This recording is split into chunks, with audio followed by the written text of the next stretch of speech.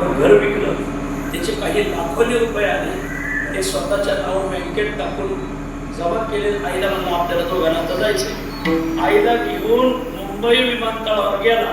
आईला म्हणलं इथं बस, मी तिकीट कन्फर्म काढून आणतो. 2 तास झाले, 3 तास झाले, आलाच नाही. अखेर कर्मचारी आले. आईला विचारलं, आई तुम्ही एवढं 3-4 तास झाले इथं बसल्यापासून कोणत्या विमानाने जाणार? बाबाने मला काय विमानाचं कळत नाही. माझा मुलगा मला अमेरिकेला घेऊन जाणार. काय नाव आहे कोणाचं? अमुक अमुक. थांबा आम्ही चौकशी करतो. कोणत्या विमानाने? मला काही माहिती नाही. मग त्या कर्मचाऱ्याने जाऊन चौकशी केली तर सांगितलं या नावाची व्यक्ती विमानात बसून 1 तास झाले निघून गेली. आईची जमीन विकली, आईच्या नावावरती घर विकलं, आईने विमानतळावर सोडून दिलं. याला नुसता चांडाळ म्हणण्यापेक्षा चांडाळातला चांडाळ म्हटला पाहिजे.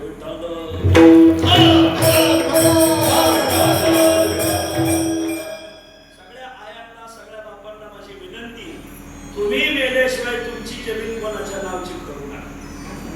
ती तुम्ही गेल्यावर कोणाच्या तरी ती नावची होणारच. पण 2-4 एकर काय होणार तुम्हाला आधार असावा. एवढं माझ्या डोळ्याचं ऐका बरं का. कारण युग आता तो हरणार राहिलं नाही. तुम्ही आपल्या बोकड्या मनाने अखेर शेवट तुम्हाला माशा आणायशिवाय दुसरा पर्याय राहणार. एवढं ध्यानात झालं माझं. हो, याला नुसता चांडाळ घालायचा, चांडाळातला चांडाळ. म्हणून देवावे चांडाळ चांडाळ डबल.